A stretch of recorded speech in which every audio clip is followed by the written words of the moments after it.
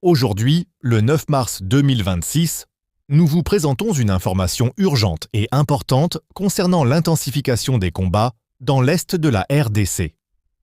Les FARDC ont utilisé des drones pour cibler les positions des rebelles du M23 dans les zones de Kakenge et Kalingi, provoquant peur et déplacement massif de la population. Nous analyserons comment ces affrontements affectent la vie des civils, le rôle des FARDC et de leurs partenaires face aux rebelles du M23, ainsi que les conséquences sécuritaires pour l'ensemble du pays. Les frappes de drones des FARDC ont commencé ce soir du 9 mars 2026, ciblant les positions des combattants du M23 à Kakenge et Kalingi, avec des mesures visant à limiter et réduire les capacités de ce groupe armé. Durant ces attaques, plusieurs positions stratégiques du M23 ont été détruites, y compris des bases et des infrastructures de communication, impactant leur capacité à mener des opérations offensives. Les habitants de Kakenge et Kalingi rapportent que les explosions étaient audibles depuis leur maison, certains ayant dû abandonner leurs activités et chercher refuge dans des zones plus sûres. Les femmes et les enfants ont été particulièrement affectés par ces déplacements. Les combats se poursuivent également dans d'autres zones, comme Minembwe, Fizi et Bukavu, où le M23 tente de reprendre les territoires récemment occupés par les FARDC, accentuant l'insécurité et les perturbations pour la population locale. L'utilisation de drones par les FARDC montre leur capacité à atteindre rapidement les positions ennemies, limitant ainsi la possibilité pour le M23 de mener des attaques efficaces. Le rôle des Wazalendo et des combattants burundais est crucial pour soutenir les FARDC et empêcher le M23 de regagner des positions stratégiques dans la région. Les frappes de drones ont provoqué une panique générale parmi les habitants, entraînant des mouvements massifs vers des zones plus sûres telles que Bukavu et Goma.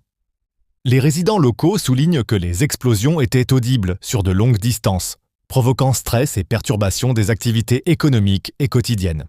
Les journalistes sur place confirment que les combats continuent tard dans la soirée, sans signe d'apaisement ou de réduction de la puissance du M23.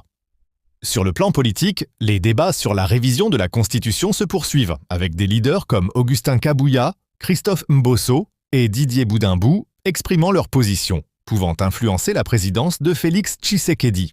Les dirigeants de l'IDPS affirment que la Constitution de 2006 n'est plus adaptée au pays, ayant été rédigée pour satisfaire les intérêts de l'époque, ce qui a suscité des débats sur la gouvernance et la gestion du pays.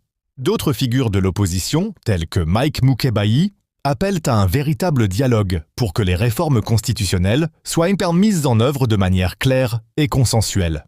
Les frappes de drones et l'artillerie lourde ont provoqué de nombreux déplacements, les habitants cherchant refuge dans des zones sécurisées et transportant leurs familles et biens. Dans les zones de Minembwe et Kakenge, les habitants rapportent que les tirs étaient audibles dans plusieurs secteurs et certains ont observé le déploiement coordonné des troupes sur les lignes de front. Le rôle des combattants du M23 et de leurs alliés régionaux a conduit les FARDC et leurs partenaires à renforcer leurs mesures pour protéger les zones stratégiques. Les habitantes indiquent que des opérations de secours ont été mises en place pour les blessés et les civils affectés par les frappes, avec la participation d'organisations humanitaires comme le CICR.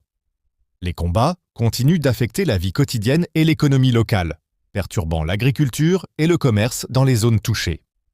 L'utilisation de drones par les FARDC démontre leur capacité technologique, mais met également en évidence l'impact humanitaire des affrontements sur la population civile. Les habitants et les forces de sécurité sont encouragés à suivre de près la situation et à coopérer pour minimiser les risques liés aux attaques du M23.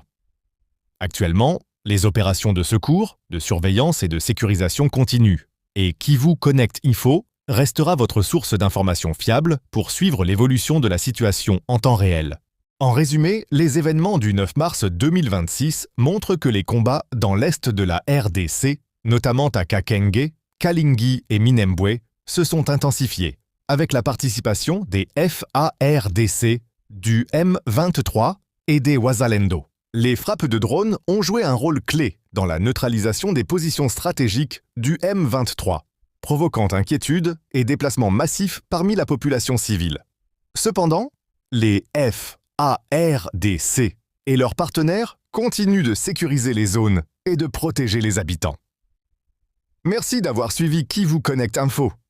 Continuez à nous soutenir pour recevoir des informations fiables et analysées sur ce qui se passe en RDC et dans la région des Grands Lacs.